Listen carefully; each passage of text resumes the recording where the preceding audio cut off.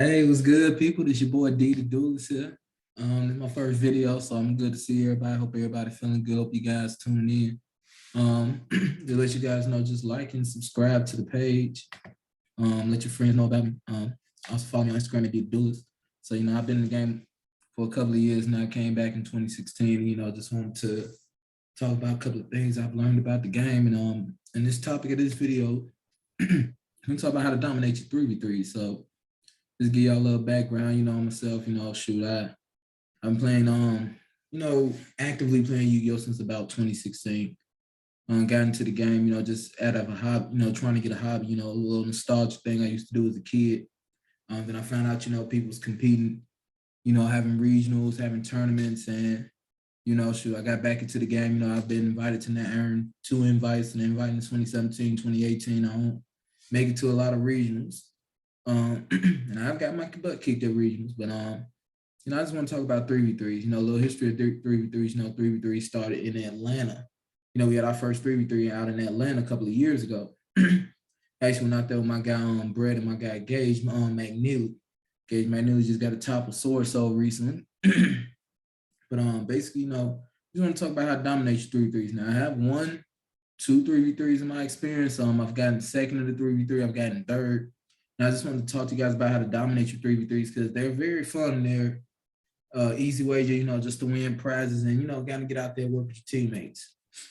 So, 3v3 is good people, 3v3 duels work together in teams of 3 against other teams. There's 3 seeds. You got an A seed, a B seed, and a C seed.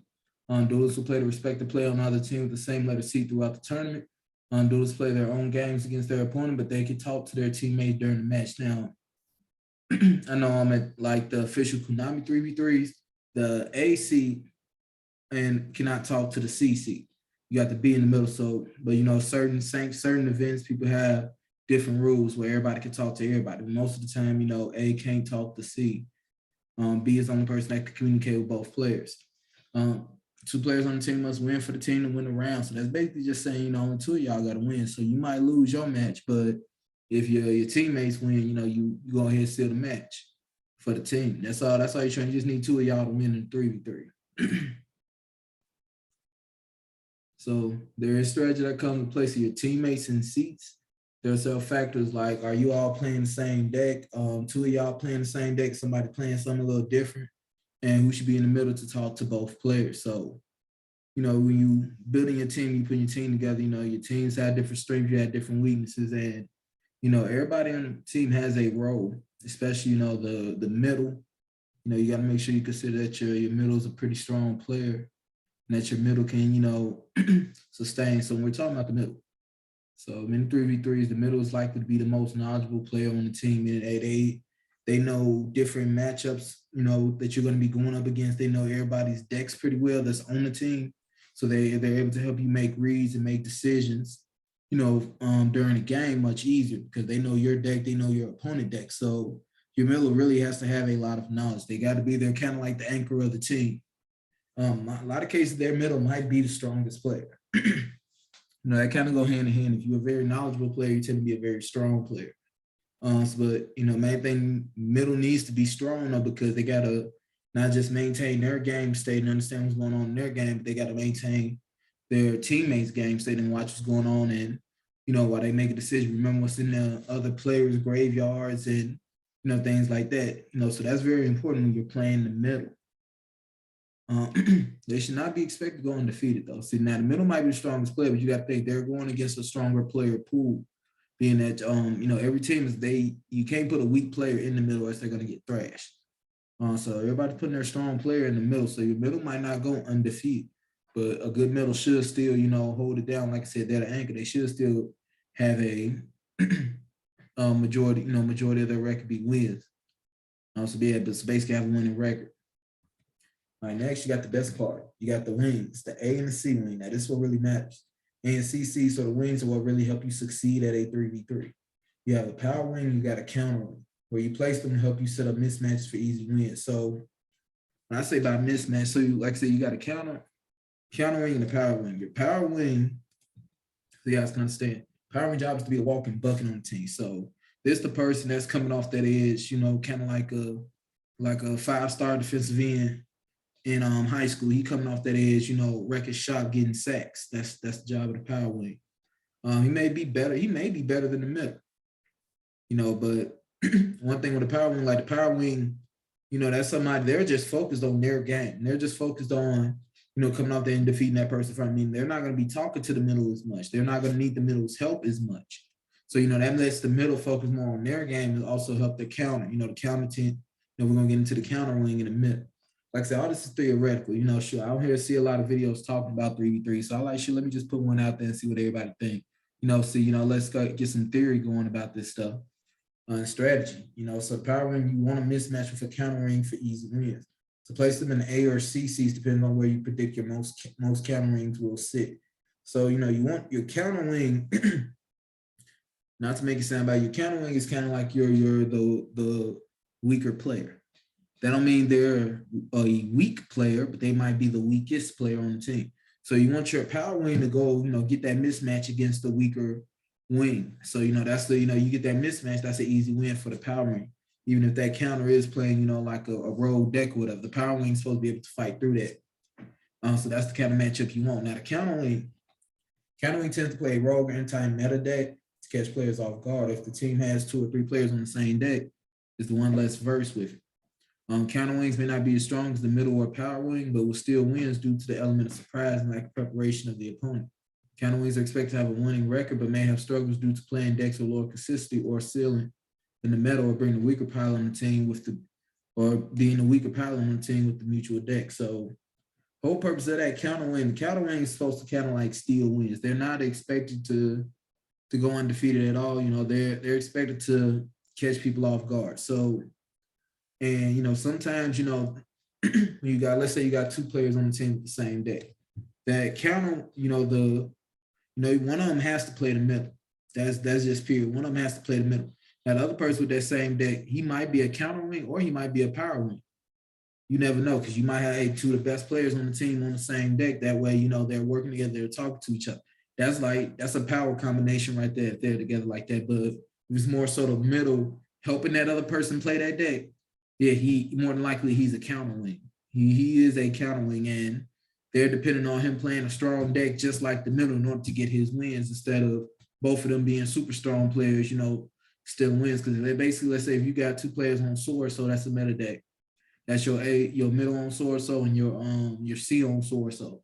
So if you're playing a 4-round tournament, between y'all 2 decks, y'all playing 8 games. Therefore, if y'all both playing the meta deck, y'all both competent players with that meta deck, that means between y'all should only have 1 or 2 losses. So if it's 2 losses combined, that means that's 1 loss apiece. So that's 3 wins. That's 3x1 just off of y'all 2. And so that's a power combination right there. But the counter wing, like I said, they're supposed to steal wins.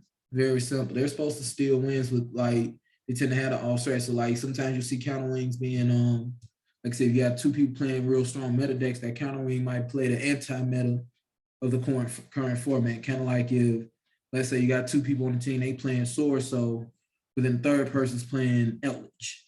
They're playing Eldritch. So that's just an example. Just I'm gonna also give you a little foreshadowing for later. But let's look at this though. Wing matchup. So I was just talking about the matchup. So now we understand power wing, counter wing in the middle. This is why the wing matchups matter. So this is what you'll see on the wing. You'll see a power versus counter, which is what you want. You want your power to go against the counter so they can go ahead and knock them out, even if that counter might be an anti-meta strategy, or your power is both. They have the ability to play through that type of stuff. That's what they're supposed to do. They're supposed to be like I said, they're supposed to be out there getting buckets. Then you got a power versus power. Now this is where it's going to be a struggle, because like I said, when you got power versus power, now both of y'all, it comes down to who's really the better duelist or who has the better deck, more consistent or more power, more consistent or more powerful deck. If you got 2 powers going against each other.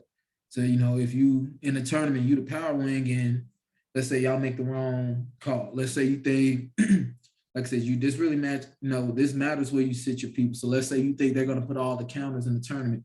You got to make a call. Okay, they're going to put all the counters in the CC. Everybody going to put their counter in the CC. So you put your power in the CC so they can get those easy wins.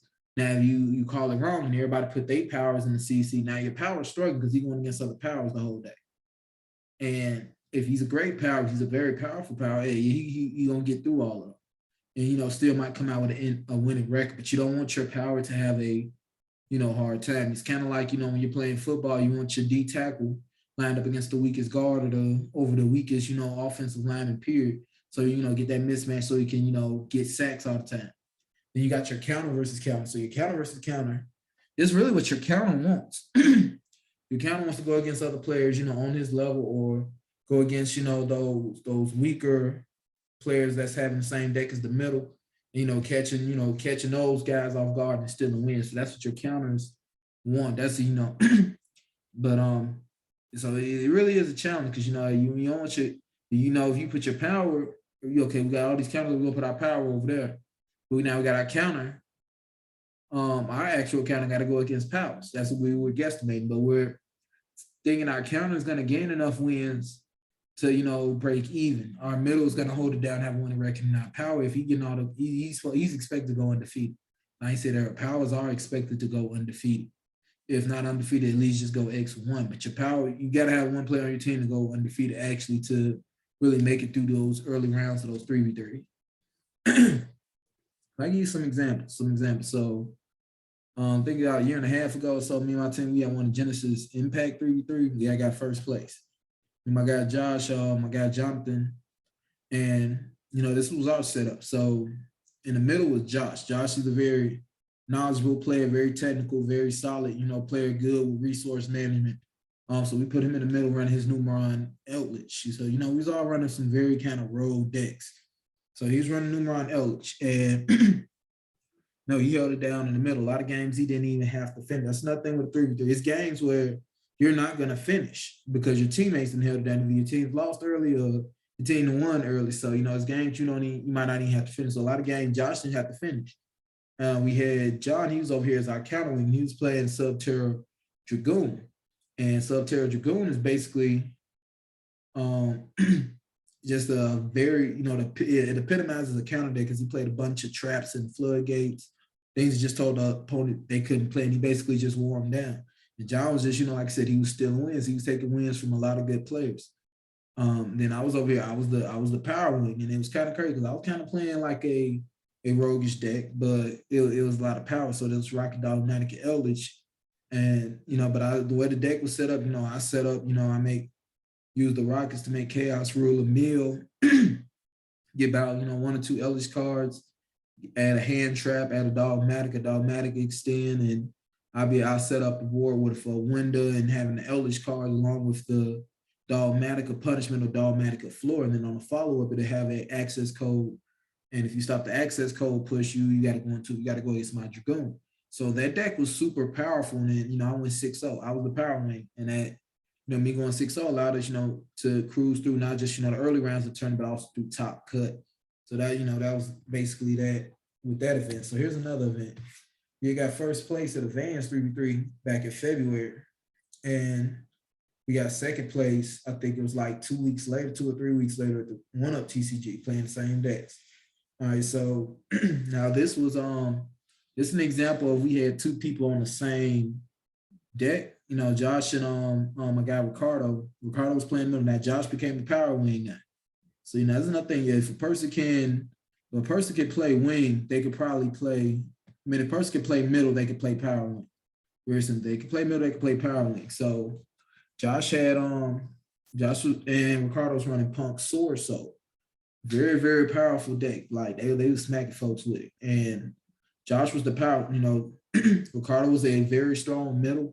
I think, both tournaments, Ricardo only took about, I think, 1 or 2 losses, and out there he only took 1 loss in Swiss, and Josh only took 1 loss in Swiss.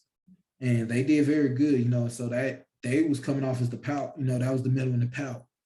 And and I was in the CC. Now, this is during the time, I came back to the game, I had my son. I've been out, I was basically out the game about 10 months or so. And, so I just popped back in. They let me borrow 5 cards just so I could play. And I just made I made a deck on the spot. It's Midnight Invoke DP Eldritch. But the thing was, the deck did absolutely amazing. Like, only had 1 loss during the Vans tournament. I had 1 loss during the 1-Up tournament. I only had 1 loss in both tournaments. but I was the counter wing. I was the unexpected deck because you see Mech Knight invoke, but nobody has ever seen nothing like that. That's not even a deck profile online for. So people was not, they didn't know what to hand trap. They didn't know what to really expect from the deck.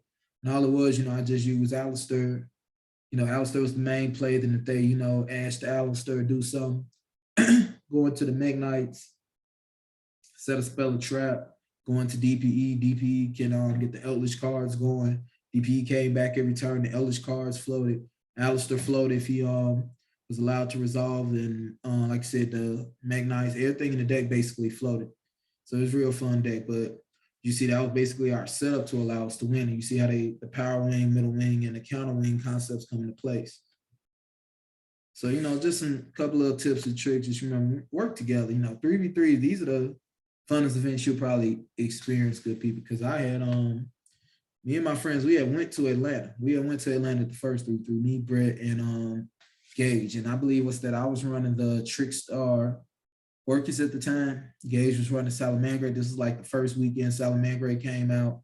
Brett was running Pendulum. Brett didn't really know the Pendulum deck too good, but we actually made it. Brett actually, he was our, I gotta say, he was our counter wing because he was playing Pendulum. People weren't ready for Pendulum, and but he couldn't really give us no wins that day. But me and Gage went undefeated throughout the day. Gage went undefeated.